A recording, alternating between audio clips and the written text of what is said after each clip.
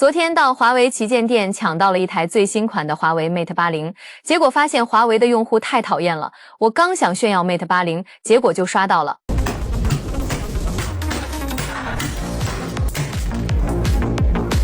哇，毫发无伤。我想炫耀它信号强。华为 Mate X7 信号也太差了吧？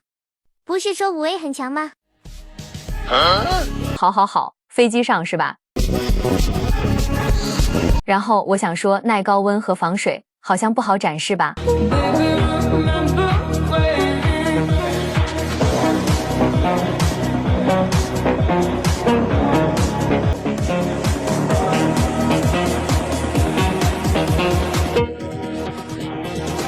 还有几个神奇的视频，大家也看看吧。哇，看到了！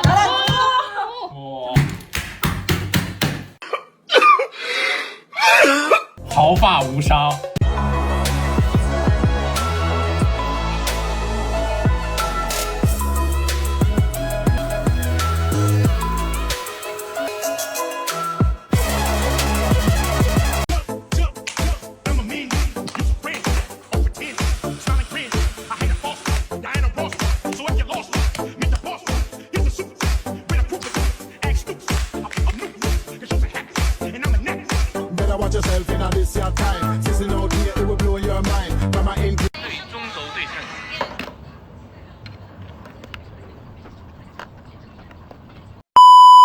2019年5月15日，华为被美国正式制裁。截止目前，已经过去了6年，2200个日夜，100多条制裁的措施和手段。美国不惜动用国家力量，甚至整个西方世界的力量来针对一家中国企业，无所不用其极。而这家企业居然没有被打倒，甚至有质量的活下来了。大家好，我是微笑。今天这期视频，我们聊聊中国华为逆风翻盘史，回顾一下华为被制裁事件的前后后。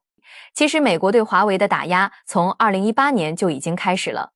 2018年1月9日，华为失去美国运营商 AT&T 的手机订单。3月22日，华为手机失去了零售商百思特的支持。5月2日，美国国防部禁止在美军基地销售华为和中兴手机。6月7日，美国国会呼吁谷歌停止与华为合作。7月11日，澳大利亚禁止华为参与 5G 网络建设。12月1日，华为首席财务官孟晚舟在加拿大温哥华被捕，美国向加拿大要求引渡。12月7日，路透社报道，日本将停止购买华为和中兴的设备。华为海思总裁何庭波发布一封致员工的内部信，称这是历史的选择，所有我们曾经打造的备胎，一夜之间全部转正。2019年1月29日，美国以涉嫌盗窃商业秘密和欺诈为由，对华为提起23项起诉。2月4日，美国 FBI 突袭华为实验室。此外，在检查了工作许可证后，华为公司的2名员工被驱逐出丹麦。2月6日，美国政府督促欧洲国家不要购买华为的 5G 设备。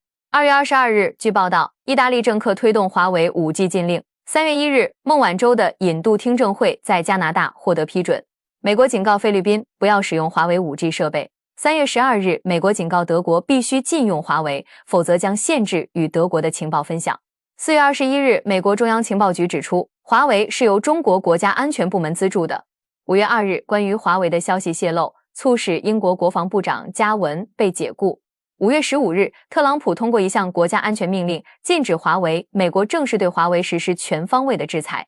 5月19日，谷歌公司将华为手机从安卓升级课表中删去，将继续在您现有的华为设备上提供服务。5月22日，芯片设计公司 ARM 放弃华为。5月25日 ，SD 协会和 WiFi 联盟取消华为会员资格。5月29日，世界最大学术组织 IEE 发布禁止华为科学家审阅技术论文的禁令。6月7日，谷歌停止让华为使用谷歌全家桶 GMS 服务，原因是华为禁令会造成国家安全风险。6月24日 ，FCC 官员希望华为从美国网络中脱离。特朗普政府正在考虑要求在中国境外制造 5G 设备。7月1日，特朗普政府官员表示，放宽对华为的限制仅适用于市场上广泛存在的产品。7月16日，美国2党参议员组织推出 5G 立法，该立法将使华为列入黑名单。7月25日，代工企业伟创力没收价值1亿美元的华为产品。8月7日，特朗普政府表示将禁止政府与华为开展业务。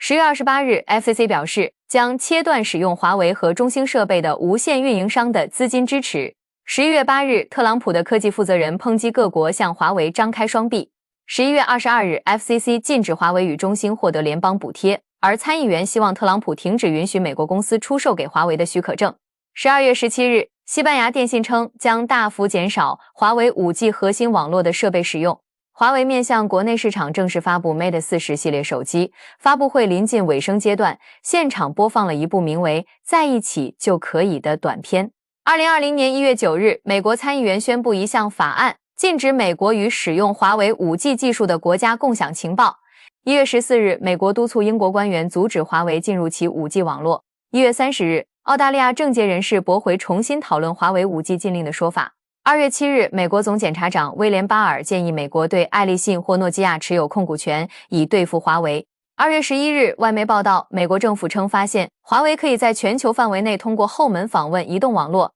2月13日，美国司法部控诉华为进行敲诈勒索、盗窃商业秘密。5月15日，美国针对华为出台新的禁令，禁止华为使用美国的软件来设计芯片，同时禁止晶圆代工厂使用美国设备为华为代工芯片。5月21日，2名美国官员表示，美国监管机构愿意做出改变，以封堵此前针对华为推出的新升级的出口管制措施中的漏洞。5月28日，加拿大最高法院判决孟晚舟被指控的行为在加拿大视为犯罪，即双重犯罪成立，引渡程序将继续进行。6月1日，中芯国际招股说明书显示，在获得美国许可之前，可能无法为华为代工芯片。6月9日，台积电表示不希望失去华为订单，但会迅速完成替代。6月19日，印度政府计划完全禁止印度国有电信运营商采购华为、中兴通讯等中国公司生产的电信设备。6月24日，特朗普政府确定将华为、海康威视、浪潮、中国电子等在内的20家中国顶尖公司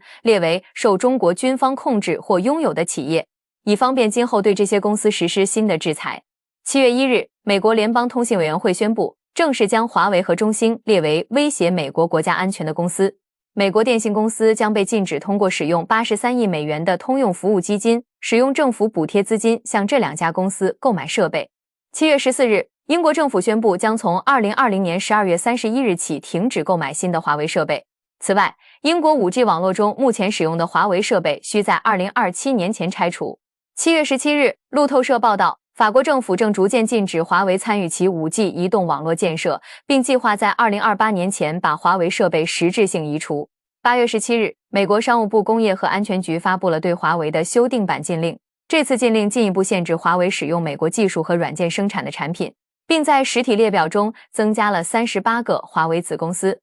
9月15日，美光、韩国2大存储芯片厂商三星电子和 SK 海力士、索尼、凯霞、东芝、三菱电机等众多日本半导体厂商也正式停止向华为供货，这使得华为存储供应量在9月15日后彻底断裂。此外，韩国显示面板大厂三星和 LG 也在9月15日起不再向华为提供显示面板。10月29日，美国官员指出，只要电子零组件供货商不会将芯片用于华为的 5G 业务上，美国将允许更多的芯片公司向华为供货。华为举行军团组建成立大会时，时任任正非表示，要让打胜仗的思想成为一种信仰，没有退路就是胜利之路。2021年1月18日，特朗普政府通知包括芯片制造商英特尔、凯霞在内的华为供应商，将撤销此前已发放给他们的可以对华为出货某些产品的许可证，同时将拒绝其他数十个向华为供货的申请。2月19日，英国伦敦高等法院拒绝华为要求汇丰银行关于华为公司的账簿原件的申请，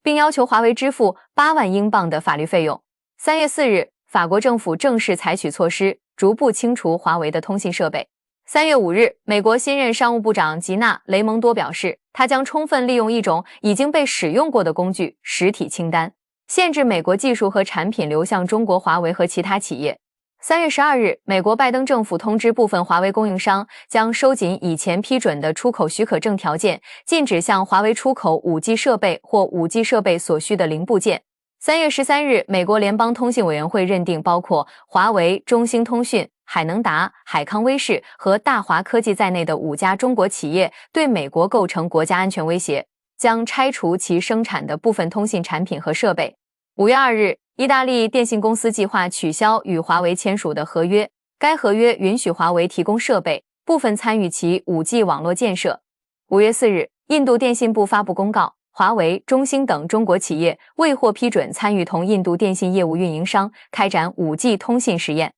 5月12日，全球3大硬盘制造厂希捷、希数和东芝被美国下达问询调查令，被以违反禁令对华为供货。9月10日，由13名美国共和党组成的小组于当地时间周四对美国批准向华为采购汽车芯片及零部件的供货许可表示担忧。9月27日，美国联邦通信委员会向农村电信运营商发文，指导后者申请联邦政府拨款19亿美元的拆除更换计划补助，替换网络中使用的中国电信设备商华为、中兴的设备。10月28日，美国参议院通过2021年安全设备法，该法案以所谓的安全威胁为借口，禁止美国联邦通信委员会对华为和中兴等公司进行审议或颁发新的设备执照。11月10日，美国总统拜登宣布，美国政府将延长特朗普时期出台的中国军方关联企业投资禁令1年，名单包括华为、中芯国际、中国电信、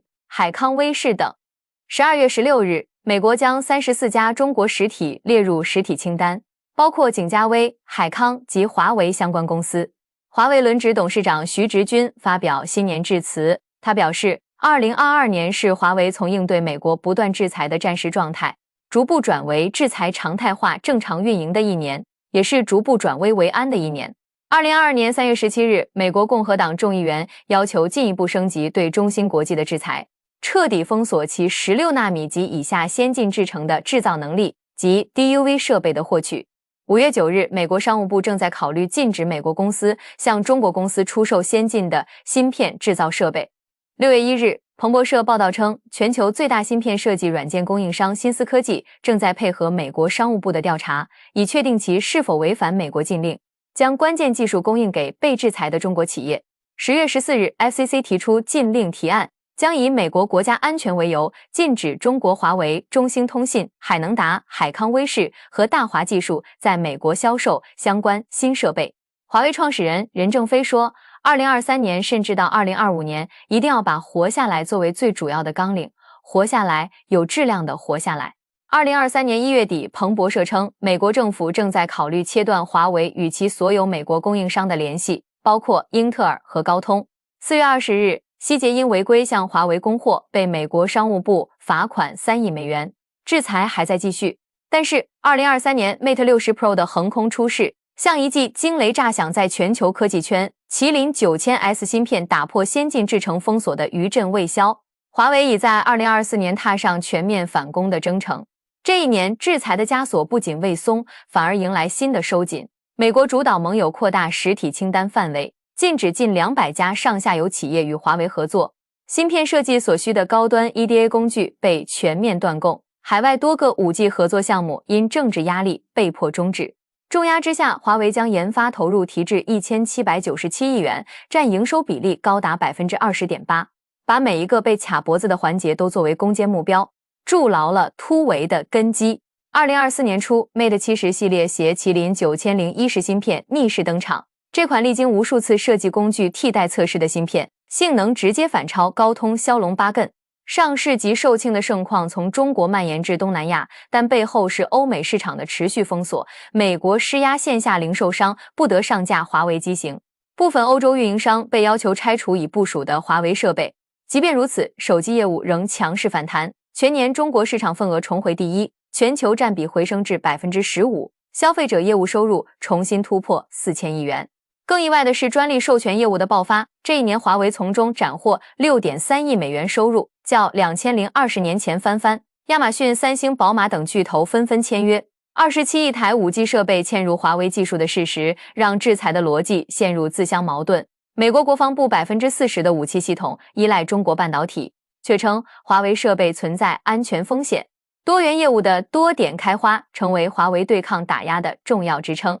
2024年，问界汽车遭遇海外市场准入壁垒，欧美多国以数据安全为由暂缓认证，华为联合合作伙伴加速本地化适配，最终交付超45万台，收入破1000亿并首盈。云业务在海外拓展中被限制参与多个政府项目，转而深耕中小企业市场，实现逆势增长。升腾 AI 与数字能源齐头并进，全年8621亿元的营收，22.4%的同比增速，让彭博社直言这是美国制裁以来最好的增长。中芯国际的制程突破，长电科技的封装升级，更让华为带动起一条自主可控的产业链。曾经30%的芯片外购依赖，已降至1%以下，彻底打破断供即停摆的威胁。2025年的打压升级至前所未有的强度。5月，美国祭出第4轮全面技术封锁，台积电等代工厂被禁止承接华为任何制程订单，软件厂商全面断供设计工具，甚至施压盟友清场华为设备。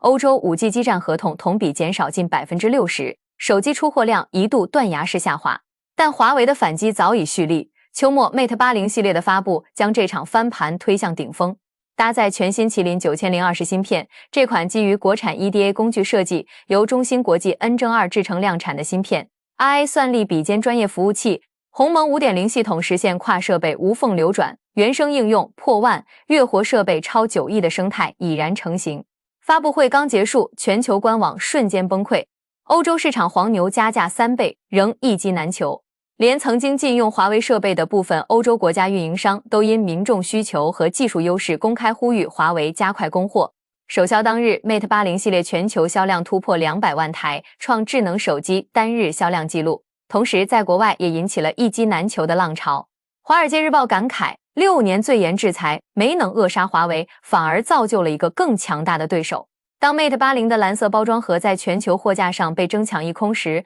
华为用事实证明，自主创新从来都是穿越风浪的最硬底气。最后，微笑希望你的订阅，让我们一起见证祖国的辉煌成就和美好未来。